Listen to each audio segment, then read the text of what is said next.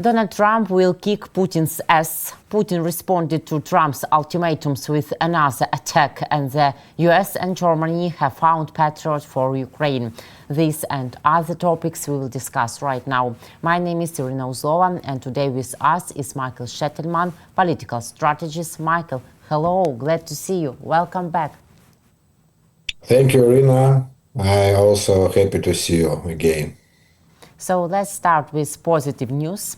US, Germany agreed to deliver 5 Patriot systems to Ukraine.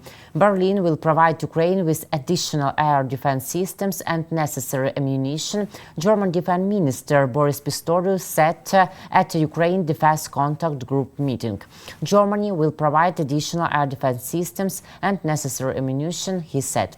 During a trip to Washington last week, Pistorius reached an agreement with US Secretary of Defense Pete Hegseth on Germany's participation in providing 5 Patriot systems. So Pistorius also emphasized that the parties will coordinate actions to achieve this goal in the coming days.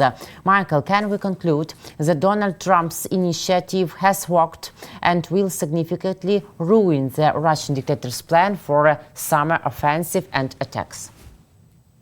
Yes, absolutely. And we have a momentum again. Then 52 countries today meet one another on the Ramstein format meeting. It was online meeting, but 52 countries participated. And it is the top number. You know, during all of our war, during all of 22 or 23 previous meetings, the biggest number was 52 exactly. So, and it was in 2022, in 3 years ago. And afterwards, this number declined and declined and declined. The number of countries who concentrated their efforts on supplying weapons to Ukraine. And now with new initiative of Mr. Trump, of President Trump, I believe that a lot of leaders, world leaders, they feel that they should be on the right side now, on the side of President Trump initiative.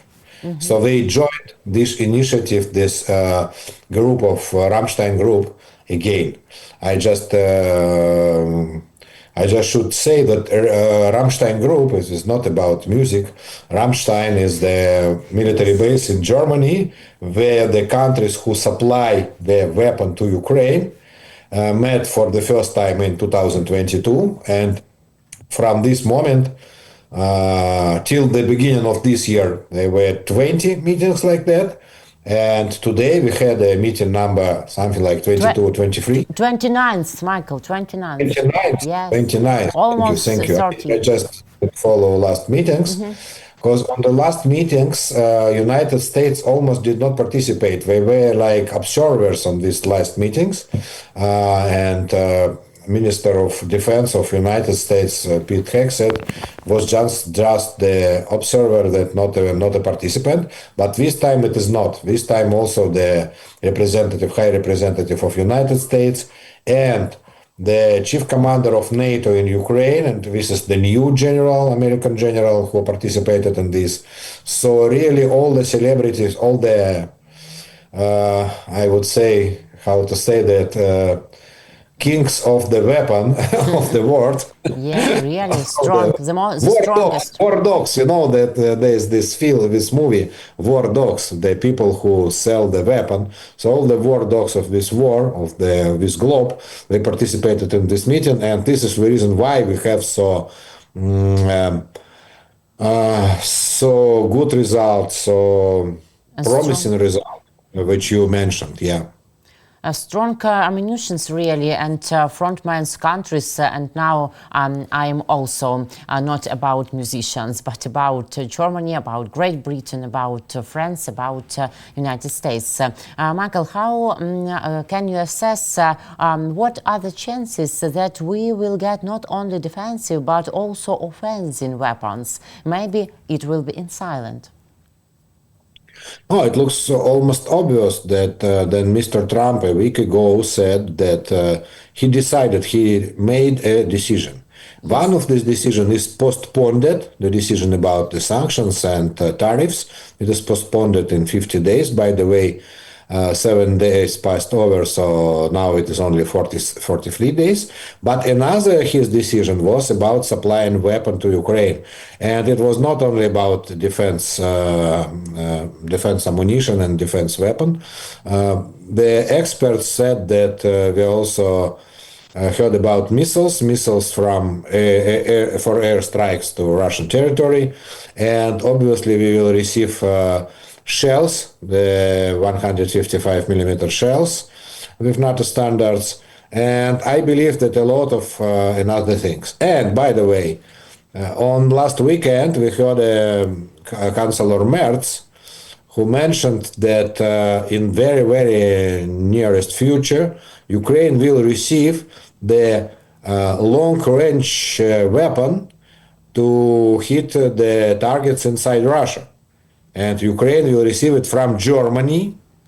And at this stage, this weapon is prepared on the German manufacturing.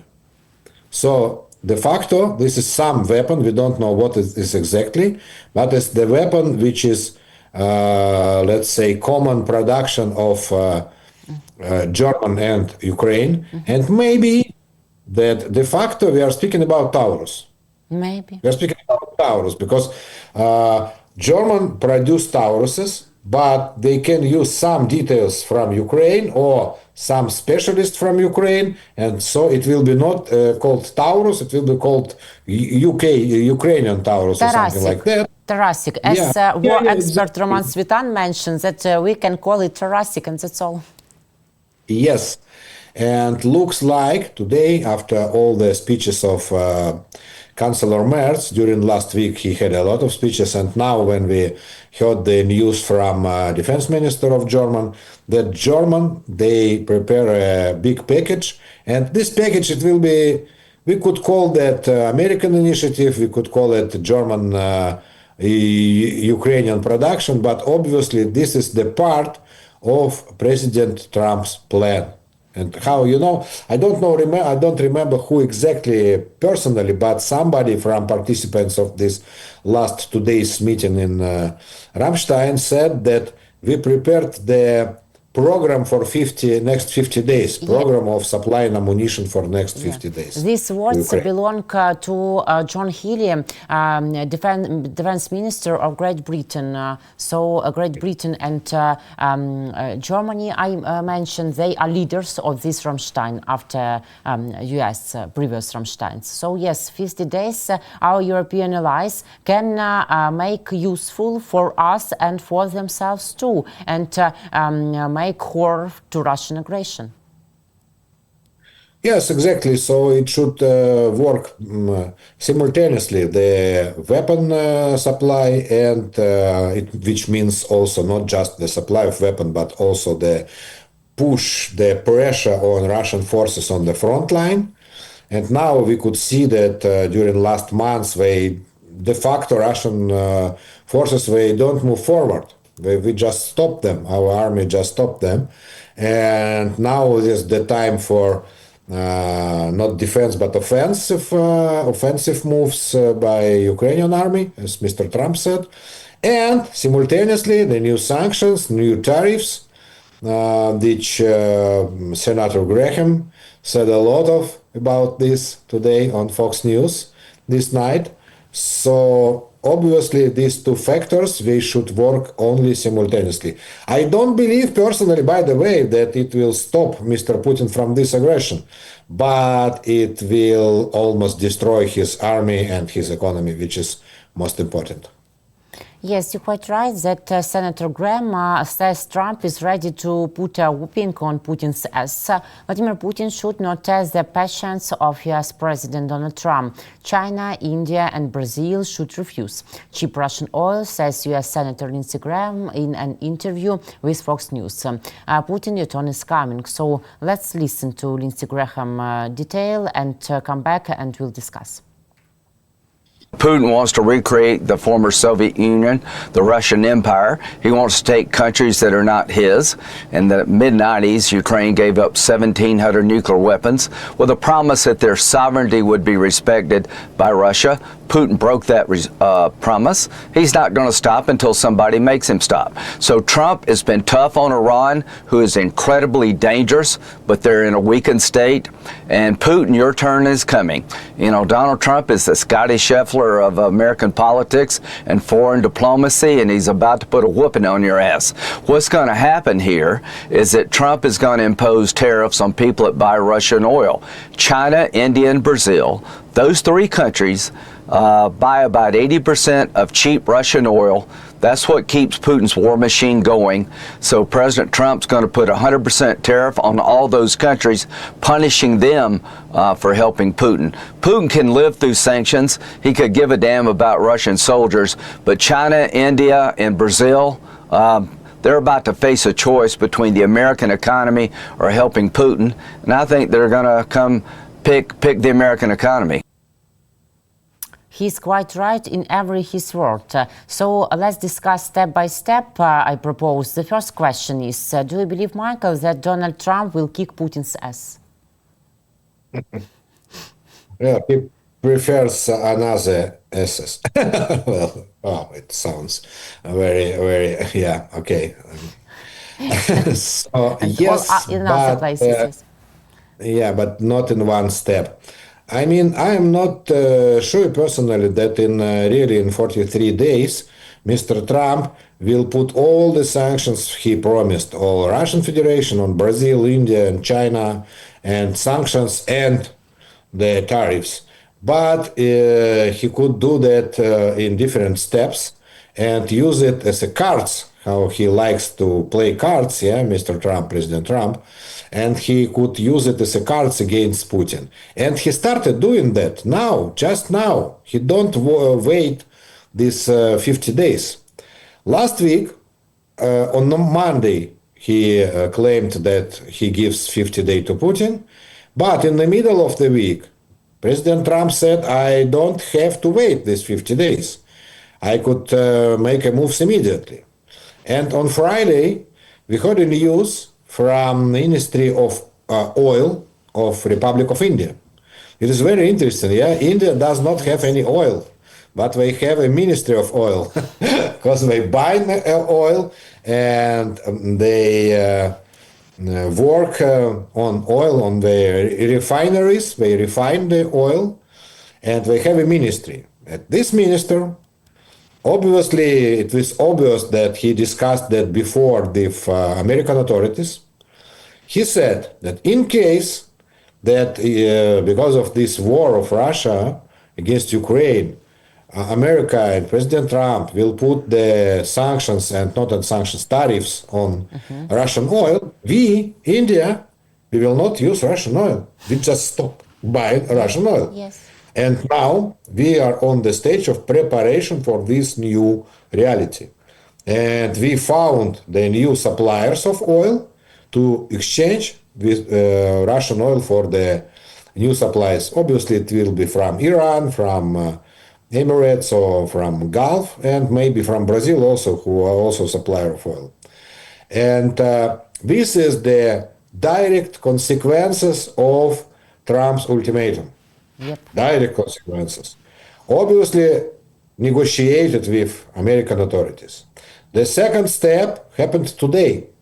Then Minister of Finance of United States said that he said that to European leaders, he said, I invite you to join our efforts, to join efforts of Mr. Trump. Our offer is to put tariffs on the countries who trade oil with Russia simultaneously by United States and European Union. So, on themselves, European countries, they never did that. Just never. Never have done that. But together with United States, why not? For example, Hungarian leader Mr. Orban, without Mr. Trump, he will never agree to stop trading Russian oil and to put the tariffs on China or India or Brazil. But if this is the idea of President Trump, if this is a program of President Trump, so all the pro-Putin's leaders in Europe, we also will follow Mr. Trump route, I believe. So this is very, very strong move by Minister of Finance of United States. So we are seeing how this process of this 50 days, it is not just waiting period. It is not grace period for Putin. It is the time for building the real barrier against Russian oil in all the world, on all the globe. And it needs some effort, it needs some time, it needs some negotiation, and this negotiation started. On this week, Ursula von der Leyen, chairman of European Commission, she comes to Beijing to negotiate with President Xi. And I believe it will be the part of this negotiation, the oil crisis and oil question of Russian oil. And we will have also a lot of another meetings. For example, Iran against European Union. On this meeting could be potentially made the decision that Iran could supply the oil to China instead of Russian Federation. So we have very, very open field for this political and economical game about Russian oil. So if I understood correct, it's time to rebuilding the links between countries, oil importing and oil exporting countries, and their communications and links. Exactly, and also European Union started that process. Then they just declared about the new package of sanctions, 18, package number 18. So part of this package is oil refinery in India. Yep. The biggest oil refinery, partly owned by Russian Federation, and they de facto now stop new orders for oil. Yes, and Russian Federation is angry about it. Yeah, exactly. And they say something like how they are nervous about the Indian people, that Indian people will suffer from this decision of European Union. Indian people will suffer. When Russians are... They even don't know Indian people. And India make more exporters for this year from 27 to 40 countries where they can buy oil. That minister you mentioned about, whom told about it, about this number? But India now used by Russians as the shadow zone. They supply oil to India, by the way, by shadow ships, shadow tankers. And they refine this oil, they produce some gasoline or something, I don't know exactly. And this gasoline, India supplies to European Union as an Indian gasoline and not the Russian. So this shadow model was just banned by new sanctions. And really, as you said, this is the time, this 50 days is just to re-engineering, to rebuilding of the routes of oil supplyment and oil refineries. And we have now on the market, we have a surplus of oil because OPEC just increasing the production last month and nobody has a deficit. And after this decision by Mr. Trump, prices of oil, they not went down, they went up. They just don't went up, despite this threat to put the sanctions on Russian oil. So it sounds realistic now, let's say. Yes, yes. Clear here. Let's move on. My second question about Graham's statements will be the next one. What will China choose and what factors should influence China's turn away from Russia? Can Europe and its markets play, for example, a key role for this? Well, that is very difficult, really. This is very difficult because we are on the week of negotiation. We will have a negotiation probably between the Russian and Ukrainian delegation in Istanbul. We will have a negotiation in Istanbul between Iranian and European delegation about Iranian oil and about Iranian nuclear program. And today, the same in Iran, in Tehran, There's a meeting between Russians, Chinese, and Iran about that issue. And as I mentioned, we will have also this week a negotiation about European Union and China in Beijing. And all of that not before the end of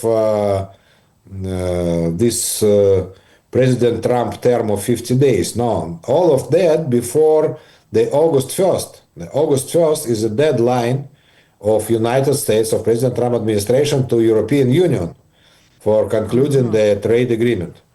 So only after this date, after this deadline, we could see the new, let's say, new picture of tariffs, new picture of trade, just a new map of world trade. Absolutely, we have the three superpowers: U.S., EU, and China, which have almost the same weight on from the economic point of view, and they now decide who will be their companion, their biggest ally in this economic situation.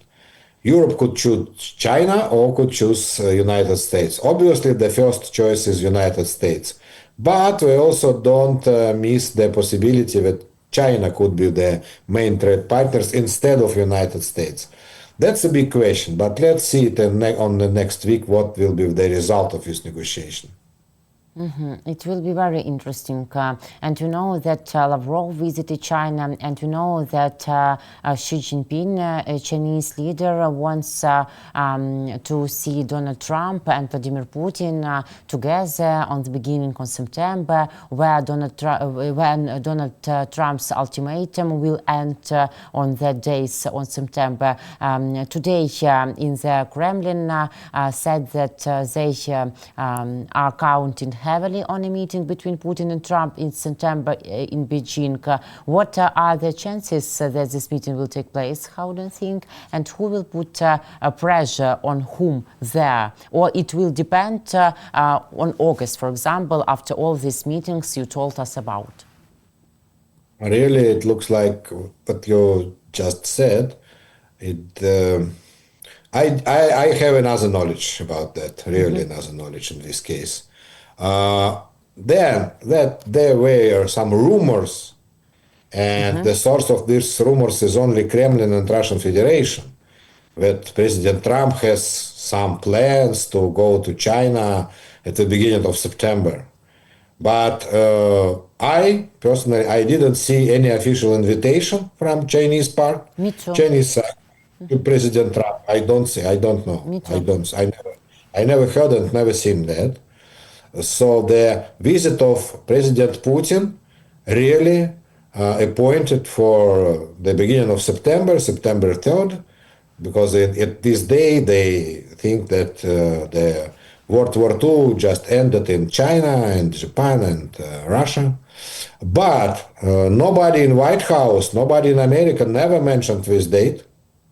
And it sounds like conspirology, because on this date exactly, the ultimatum term of Mr. Trump is ended, September 3rd. And the meeting between Putin and Xi also September 3rd.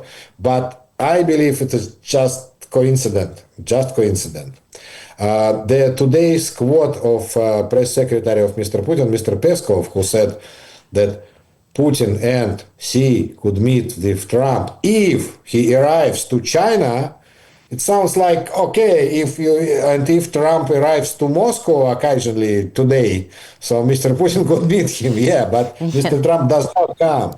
And more serious sources, not the fake sources of Russian Federation, but more serious business sources, and I believe Bloomberg or somebody else, they said that the real meeting between Trump and Xi, and it will be the first meeting during this second Trump's term, could happen really this year, but it will be in South Korea on the Pacific Ocean Summit.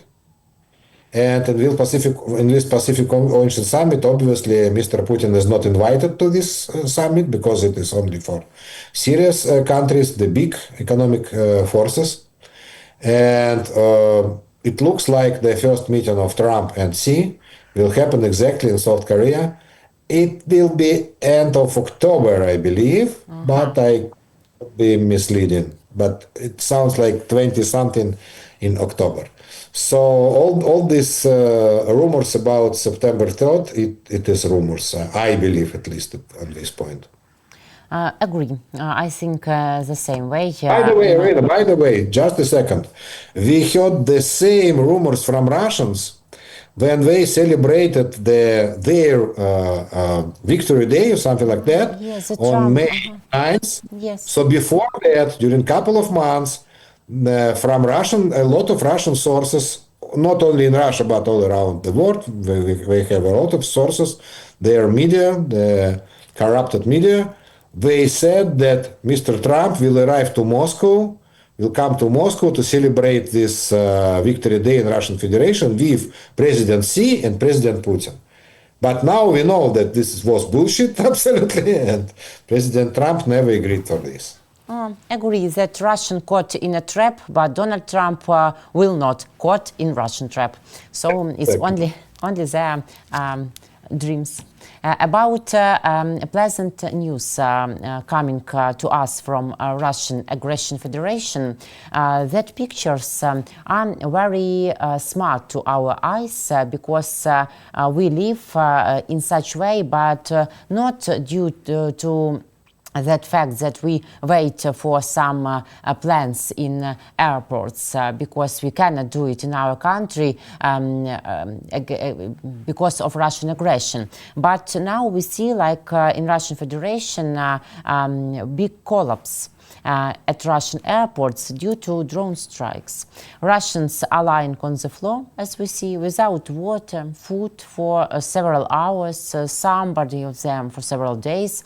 But they say we will not riot. No, we have long understood that they always bow down to Putin and are incapable of rioting because what is born to crawl, Michael, cannot fly.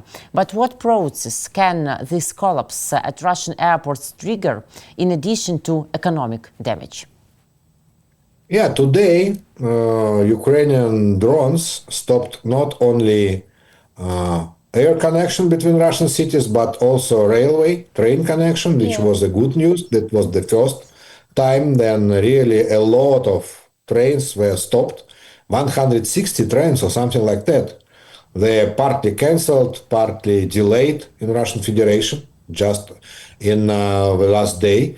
And this is the funny fact, but one of the Russian news outlets, RBK, which is Rose Business Consulting, they publish every day the number of Ukrainian drones which hit different Russian regions. Like, for example, Moscow region, this night were 30 drones, St. Petersburg region 2, and Nizhny Novgorod region some 20, etc., etc. But starting from today, they started new infographic to publish. They started publish the time slots, then the airport in Moscow were closed because of the attacks. And we also count that not only the time, but also the number of closing times. And in the main airport, Sheremetyevo, they were closed 10 times during this weekend, and Vnukovo 9 times. This is the second biggest airport in Moscow. So this is the real. Now it is not just like anecdota to stop flying in the Russian Federation, but it is real damage. It is real damage. It is the real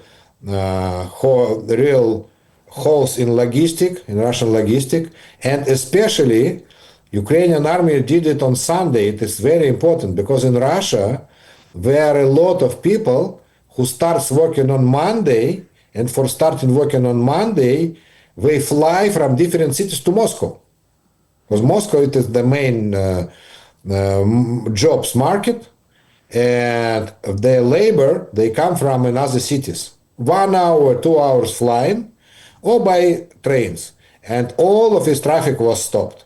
And it was stopped so beautiful and so great when in Istanbul, in Turkish city Istanbul, also we had a crowds, we had a queues, we had a collapse, the real collapse with luggage, because from Istanbul, we have 60 flights per day to Moscow.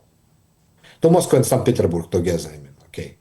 Yeah. So it's very interesting. It is very big chance to to Ukraine to beat Russian economy and to bring the new losses for Russian economy. So absolutely, I am sure that it works. At least it works. I can't count the exact amount of money which were lost by Russian Federation, but it works. Great news and great deals for us, not for Russian Federation. Michael, thank you very much for this conversation, for your time, for your opinion and your position. See you next week. Take care. Thank you, Irina. Bye. Michael Sheitelman, political strategist. My name is Irina Uzlova. Subscribe, please, to our YouTube channel, Michael Sheitelman and War and Politics 24. Leave your comments. See you next week, guys. Take care.